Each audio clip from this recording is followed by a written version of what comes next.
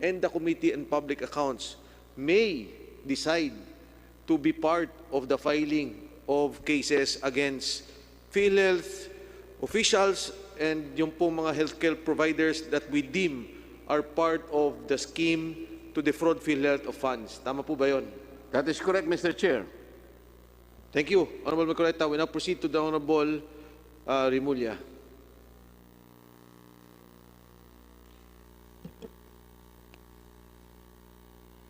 Thank you, Mr. Chairman. Nandiyan pa ba ho si Attorney Del Rosario? Attorney Del Rosario. Mr. Chair, nandito po. Wala ka ba sa video? Ayan po, sir. Good afternoon, sir. Magandang hapon. Nung Lunes po, nakilala ko kayo, no? Nandito kayo sa House of Representatives. Yes, sir. Ba't wala ho kayo ngayon? Sir, medyo masama pong pakiramdam ko. Tapos naka-receive na po tayo ng preventive suspension. So inaayos ko po yung magamit ko kasi this will be the last day that I will be in office for the next 6 months. I apologize, Mr. Chair. How old are you, Attorney Del Rosario? I'm 45 years old, Mr. Chair. 45 years old. Ilang taon na kayo sa PhilHealth? I've been with PhilHealth since 1998 po. So 1998, you were 22 or 23 years old. Nasa PhilHealth na ho kayo. That is correct, Mr. Chair. And this is not your first job, or is PhilHealth your first job or not? No, sir. I worked with, I was a radio broadcaster, reporter, and I worked with the DENR and then Civil Service Commission. And I was invited by the first president of PhilHealth, Joe Fabiat, who joined PhilHealth as his executive assistant. So naka-apat na trabaho na kayo bago kayo pumasok sa PhilHealth at the very young age of 23 years old. Yes, sir. Pero maikling panahon lang po, sir. 1 year po. So ano-ano ang naging trabaho nyo sa PhilHealth, Mr. De Rosario? Mr. Chair, I was executive assistant. Then I was a job order contractor. When Attorney Fabio resigned, I was deemed resigned. So I applied back to PhilHealth as a job order. Then eventually I was appointed as Development Management Officer 4, assigned at the membership and contributions. Ilang taong kayo noon? Ano sa membership and contributions kayo? I think mga 24, 25, Mr. Chair. So sandali lang kayo nag-job order, tapos naging permanente kagad kayo sa PhilHealth? Yes, sir. Mga 6 months po akong job order, sir. Tapos kinuha na kayo. So doon kayo sa membership contributions, tapos saan pa kayo nagtrabaho? Anong parte pa ng korporasyon? Membership contributions, then I was assigned po, sir, sa Office of the SVP Operations, Office of the Workers Program. I was also staff sa Benefits Development Office. Then I was Chief of Corporate Planning. Kailan kayo naging Chief ng Corporate Planning? I think, sir, 2005, 2004. So anong salary grade nyo noon, nung 2007?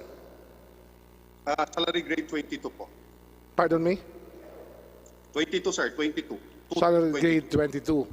Okay, so corporate planning, tapos?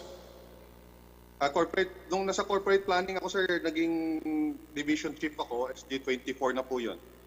Tapos naging OIC manager po ako ng corporate communications. Nakalimutan ko banggitin, sir, naging OIC manager din po ako ng information technology. Information technology, naging chief din kayo ng information technology. Yes, sir, opo. Nung panahon po na... Anong year yun? Sir, November 4, 2011. Mga 1 year din po ako doon bago ako nalipat ulit. Okay, tapos? Tapos, sir, I was designated na po sa... yung isa, sir, sa PRID pa po, no? Physical Resource Infrastructure Department. Naging OIC Senior Manager din po. Sa Physical Infrastructure Department? Yes, sir. Okay, tapos? Tapos, sir, naging OIC RVP ng Region 1. Kaya anong year yun? Naging OIC RVP kayo, Regional Vice President ng Region 1? Yung first assignment ko po sir doon sir 2013 for 7 months lang po sir. Tapos nabalik po ako sa central office as manager of corporate communications department. Then I was transferred to NCR South Branch. Then after nun, reassigned po ulit ako sa Region 1 for more than 2 years na po. 2 years to 2 years and 7 months po ata. Then after Region 1, Region 11, tapos sir, I was reassigned to legal na po 2018 July. July 2018, you were assigned to legal. Anong posisyon nyo sa legal sector or legal department ng PhilHealth? OIC sir, officer in charge ng Office of the Senior Vice President when the SVP took a leave of absence. Sino yung SVP na yun? Attorney Jermaine Lim. Okay. Tapos? Then sir, I was appointed as SVP na po April of 2019. April of 2019, naging SVP na kayo ng legal. Yes sir, that's correct. Okay. So, the whole time, kailan kayo naging abogado, Attorney Del Rosario? I became a lawyer in 2016 sir. I took the bar in 2015. I took the bar when I was with Region 1. I took a leave of absence for several months to review and to take the bar. Gano'ng katagal kayo sa law school? How long were you in the College of Law? Ano sir, including po yung leave of absence ko na 1 year, mga 6 years. 6 years. Tapos, so, binigyan nyo sa amin yung background. Parang before you became OIC of the legal sector, parang wala kayong legal training. May legal training na ba kayo bago noon? Wala sir, kasi ano po yun lang po yung ano ko, yun yung time na ano po ako, naging ano tawag dito, naging OIC ng legal. Doon lang po ako nagkaroon ng legal doon lang po ako na expose sa ano. So, sa isang korporasyon na 150 billion a year, almost ang budget, would you say that your legal experience is good enough for you to hold the senior vice president position of the legal sector of PhilHealth? Sir, kasi ang nangyari, I have no intention po. Ano lang, natanong ko lang sa iyo, if it's good enough, if your qualifications are good enough to make you the senior vice president of a 200 billion peso corporation, the senior vice president for legal affairs of a 200 billion peso corporation. I think sir, the qualifications, kaya doon sa engineering sir, ang proposal po namin sa Chief General Counsel po, yung position, ay extensive na experience sa legal. Kasi napakahirap po sir Napakahirap po Mr. Chairman.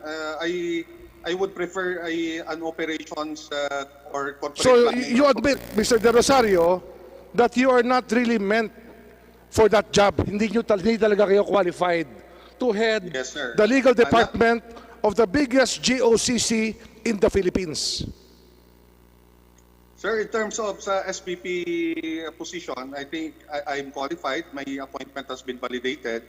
But the legal sector will benefit from a more experienced legal person, Mr. Chair. Sino nag-validate ng iyong pagiging SVP ng PhilHealth?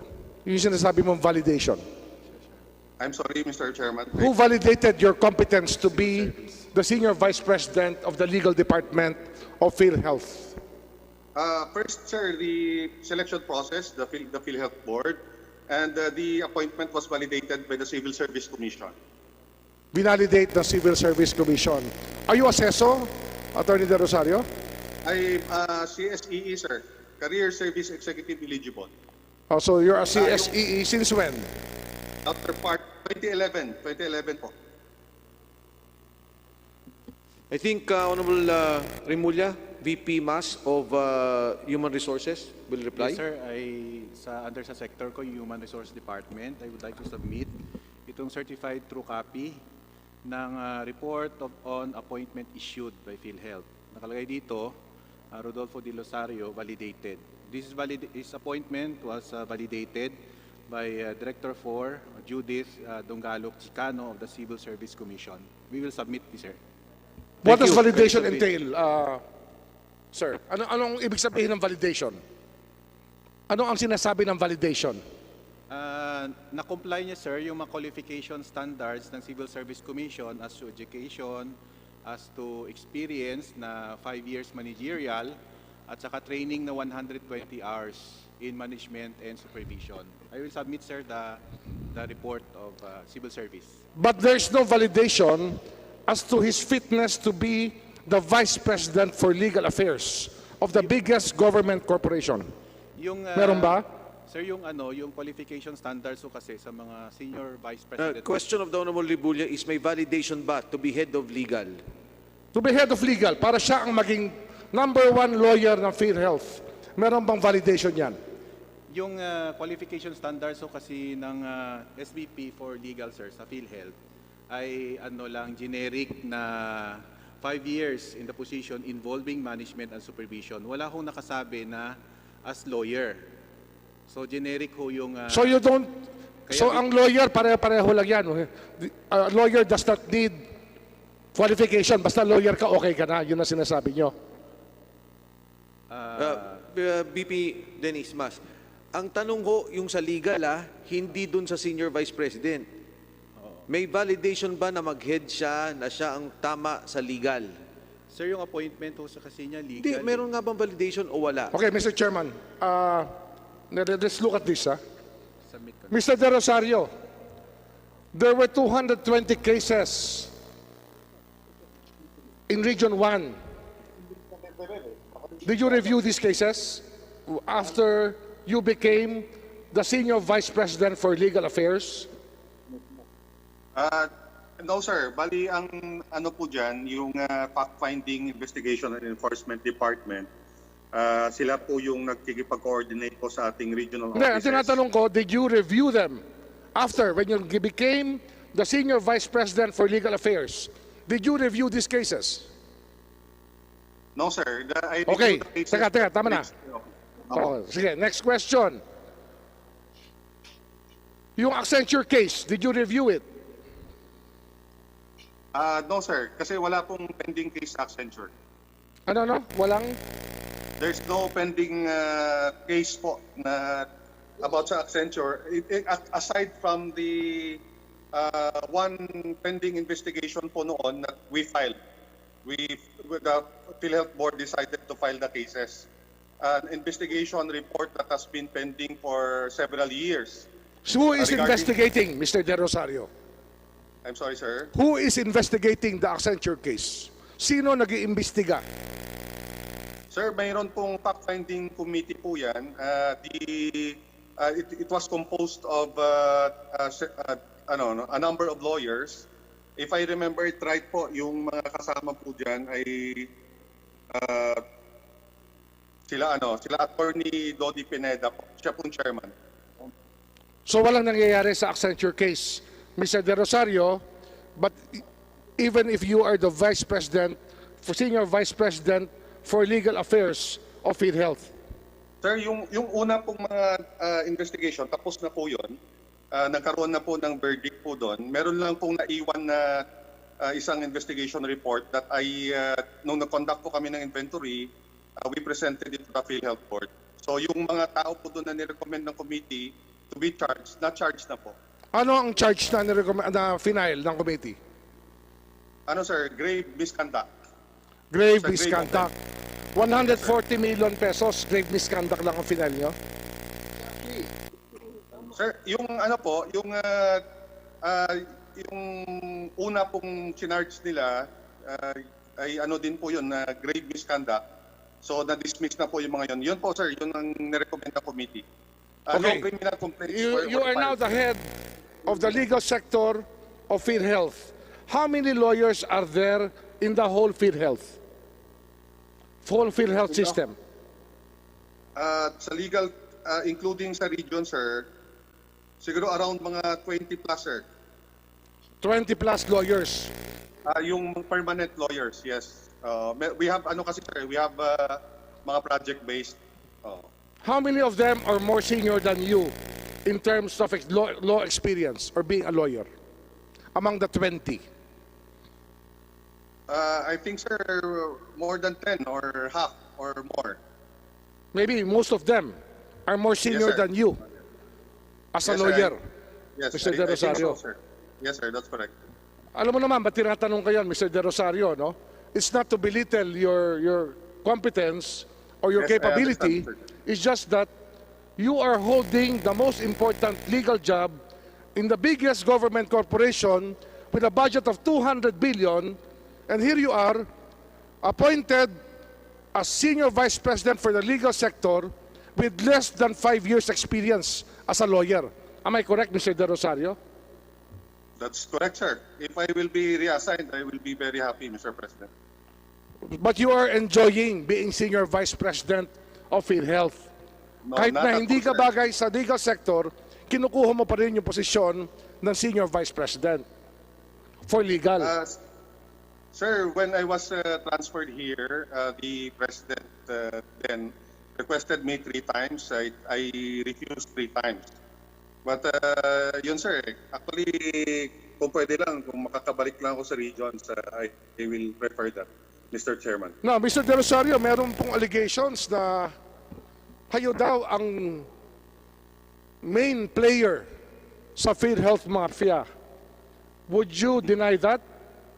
I absolutely deny that, Mr. Chair.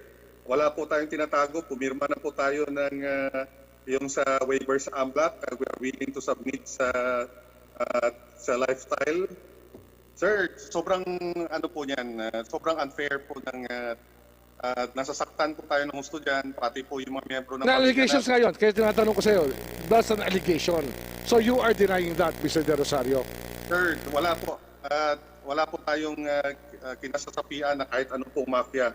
Tayo po ay tapat na naglilingkod po dito. Mr. Kung De meron Rosario, man po- kung meron kang pagkukulang, it is that you are not really fit to be the Senior Vice President of the legal sector of PhilHealth, which is now embattled and has na napakarami ng problemang legal. Andiyan ka, alam mong hindi naman ikaw talaga ang dapat humahawak ng legal problems ng PhilHealth. Kung meron kayong kasalanan, it's more of incompetence, Mr. De Rosario. Would you call it that? No, I'm sorry, Mr. Chairman. I beg to disagree. The records will show that during my limited time here, nadoble po yung pagpa-file ng criminal complaints. Tapos tumaas po yung bilang ng investigations at resolution ng cases. Yun po yung katotohanan, Mr. Chairman. How many cases were filed while I'll you show were the figures. in the past year? Ilan ang kasong na-file ng PhilHealth sa court? Sorry, sir. There's somebody is calling the phone. It keeps on. How many? Sir, we have. I don't have the records now with me, but on the criminal complaints, before my time here, there were only 11 complaints filed. And ngayon po, nadoble na po yan. Although I'm not really happy with the figures. So na-doble na, there are 22 cases filed now? Or 30 cases, Yes, sir. Mr. De Rosario? Yes, that's correct. That is your Sir, output for Sir, that is your output for 1 year. Nakapag-file kayo ng 30 cases. Yun ang sinasabi nyo. Tapos sir, yung administrative cases po natin, marami po tayo na-file, in thousands po yan. Kung makikita po ninyo yung na-file since 2013 to 2017, mas marami pa po yung na-file 2018. Mr. De Rosario, ito na lang. Honorable Lamulya, Yes, sir. pwede lang akong bilis na singit. Ang ibig niyo pong sabihin yung pinalitan ninyo, ang na-file lang niya ng case ay 11 because you have doubled, sabi mo, yung filing ninyo. Yes sir, hindi lang po yung pinalitan ko. Mula pa nung panahon naunang panahon yan. Sino ang nakaupo dyan noong mga panahong yan? Several SBPs na po yung umupo po rito. Yes, but sino yung nakaupo prior sa inyo? The Attorney Jermaine Lim po, Your Honor. Before him, sino? I think it's Attorney Ed Asuncion, So, Lim, Asuncion, sino pa? Attorney Bong Galit. Okay, sino yung... Attorney, So, Mr. Del Rosario, in 22 years na nasa PhilHealth ka, halos walang ginawa yung legal department of PhilHealth about all of these cases that can involve malversation, violation of the Anti-Graft Act, plunder, etc., etc., etc. Like estafa. Walang nakakasuhan na ganong kaso. meron sir, pero 11 nga lang po. Isa lang. 11. Ano yan? Criminal cases yan that are already pending in court. Yes sir, at marami po Or doon pending with the nag-dismiss, sir. fiscal. May malaking diferensya yan eh. Yung kasong yan ba, nasa piskalya o nasa korte na? Yung mga nasa piskalya, Your Honor, na-dismiss pa. Mr. Chair, may I ask if the resource person, this Attorney Del Rosario, is still under his continuing oath? Yes, he is under his continuing oath. Because there are several things that he is talking about which are against the records that that are in my possession. For example, yung sinasabi ko kanina, merong SPA na dinirekta siya na siyang mag-file, wala siyang ipinail kahit isa. These are 220 cases na iniwan niya sa Region 1. Pagkatapos kung ano yung sinasabi niya, I just want to make sure na ibang record ang sinasabi niya kaysa sa paghahawak natin dito. Yung binabanggit niya, Honorable Marcoleta, dun sa legal na, sa taas, sa central office. Sa central office, Mr. Chair, tingnan mo, sinuspindi niya ang napakaraming tao. 1, 2, 3, 4, 5, 6, 7. Ang tanong ko sa kanya, Mr. Chair, kung nandun pa siya, did you file any criminal case against these people na sinuspindi mo? Kilala mo ito? 1, 2, 3, 4, 5, 6. 8 tao sinuspindi mo. Did you ever file any criminal case as against these 8 people that you suspended by way of an ad hoc committee that you constituted? Mr. Chair, Tinatanong kita, yan ang ayaw ko sa iyo eh. Mr. Chair ka na. Yes or no lang. Yes Did or you no na file? lang ang sagot. Nag-file ka ba ng criminal case dito sa sinuspindi mong 8 tao? Kilala mo lahat ito. Hindi ko na babanggitin ng pangalan. sir, di pa ako nag-suspend sa mga yan. It was the PhilHealth Board. Hindi nga ikaw ang nag-suspend. Hindi ko naman tinatanong kung ikaw nag-suspend eh. Kanina pa sinabi ko sa iyo, kung sasagot ka, intindihin mo yung tanong sa iyo. Sinuspindi mo yung mga taong ito sa pag-aakala na napakarami nilang kasalanan. Ang tinatanong sa iyo, did you ever file any single criminal case as against these 8 suspended people o PhilHealth? Mga regional directors ito. Sir, Did you file? were referred to the National Bureau of Investigation, Mr. Sus, Chair. Mariusip na tao ito. Hindi siya nag-file. Hindi nag-file. Ito pa yan. Ang totoo niyan, alam mo ba, as the head of the legal department, sabi nga ni Congressman Rimulya, ikaw yung the most brilliant lawyer on the top of a 200 million 200 billion corporation. billion corporation. Meron kang kinonstitute dito sa committee suspending these 8 people, pero yung 4 dito were charged by the NBI. Ito yung well-med. 4 dito ang chinarge ng NBI, isa sa perpetual succor, chinarge sa ombudsman. Pero ito ang kinonstitute mo sa ad hoc committee para suspindihin yung 8. Hindi ka naman nag-file kahit isang criminal case. Ngayon nagyayabang ka. Sinasabi mo, ang dami mong pinail na case. Sino po ba yung kanina nagsalita dyan tungkol sa civil service? Now, Mr. Chairman, ano lang. I-clarify ko lang, Attorney Del Rosario. Go ahead. You got an SPA to file the 220 cases in what year? 2017 po yan, Mr. Chair. So 2017, a year after you became a lawyer, nag-OIC na kayo ng legal department ng PhilHealth. Tama ba yon? Noong 2018 na po, Mr. Chair. 2018 na kayo. But you were already working with the legal department in 2017. No, sir. You were not, sa anong position mo noong 2017? Regional Vice President of Region 1. Region 1. Yung 220 cases na binigyan kayo ng SPA para mag-file, final nyo ba yung 220 cases? Sir, yung kausap po namin dyan, yung PhilHealth Region 1, ang sabi po sa amin dyan ay may mga inconsistencies po doon sa investigation report at inaayos po yan yung mga ebidensya at hindi po yan that refers to 220 counts against one provider lang po. Okay, Honorable 220 counts against one provider. 2017, 2020 na ngayon. May nangyari na ba since then? Yes, sir. Yun nga po yung sabi nung bago ng lawyer po doon sa Region 1 that they are checking on the evidence and on the report that there are some inconsistencies. So after 4 years, they're just checking on the evidence, Mr. Del Rosario. Yeah, that's the representation of the PhilHealth Region 1 office po. Mr. Chairman, I will not anymore lengthen my questioning on this matter. I think the point is proven. Yes. Some people are not meant to serve such a big corporation with such gargantuan problems who are not really qualified for the position. Yes. Mr. Chairman, may sakit talaga ang PhilHealth. Attorney Del PhilHealth is sick Rosario, to the bone, Mr. Chairman. May sakit talaga ang PhilHealth. Malubhang malubha. At yung mga gagamot dito, lalo na sa legal problems, wala po sa loob ng PhilHealth ngayon because it is my opinion and my submission that the person serving as the Senior Vice President for the legal sector is not competent, Mr. Chairman.